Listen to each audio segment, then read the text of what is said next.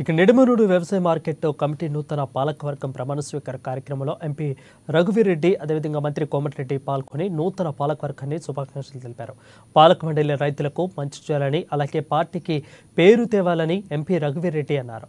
రైతులకు ఎల్లవేళలా అందుబాటులో ఉంటానని మంత్రి కోమటిరెడ్డి అన్నారు. రేవంత్ ప్రభుత్వం సమీకృత గురుకుల పాఠశాలలో తేవడం చాలా సంతోషంగా ఉందని అన్నారు.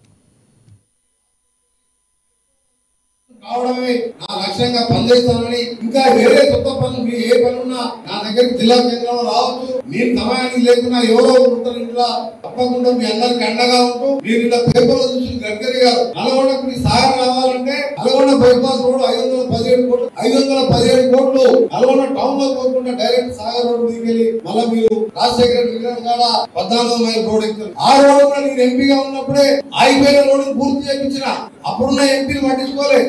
ఆగిపోయిన రోడ్డు మధ్యలో జీవీరావు అంటే కాంట్రాక్ట్ వదిలిపెట్టిపోతే నేను ఎంపీ కాగానే 370 కోట్లతో ఆ రోడ్డు పూర్తి చేసాం. తప్పకుండా అభివృద్ధి విషయంలో మీకు సహకారం అందిస్తాం. ఎక్కడ కూడా దాన్ని రిన్యూవల్ చేయలేదు. ఇవాళ రెన్యూవల్తో నాగాంతారు కాన్సెప్ట్ లిస్ట్ మొత్తం కూడా పెద్దలు పంపించారు.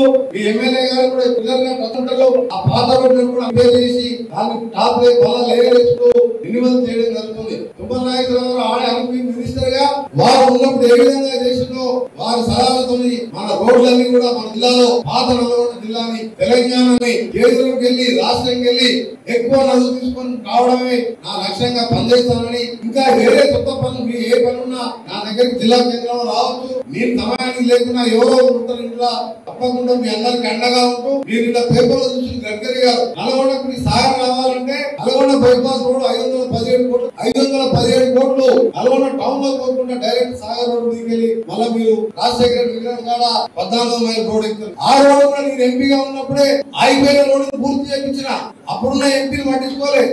ఆగిపోయిన రోడ్డు మధ్యలో జీవీరావు అంటే కాంట్రాక్ట్ వదిలిపెట్టిపోతే నేను ఎంపీ కాగానే 370 కోట్లతో ఆ రోడ్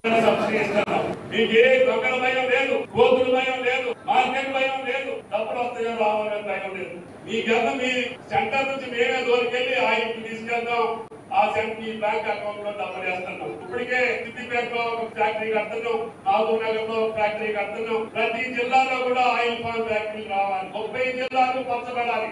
తెలంగాణ ఆయిల్ ద్వారానే భారతదేశానికి ఆయిల్ సప్లై చేసే స్థితికి తెలంగాణ రాష్ట్రం వెళ్ళాలి. కాబట్టి దయచేసి ఇప్పుడు మనకంటే ఆంధ్ర ముందుంది.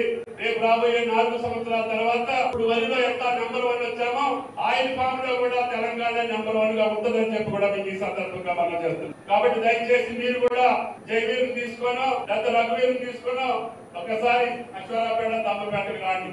అక్కడ రైతుల యొక్క మాటలు వినండి. నమ్మితేనే మీరు వేయండి.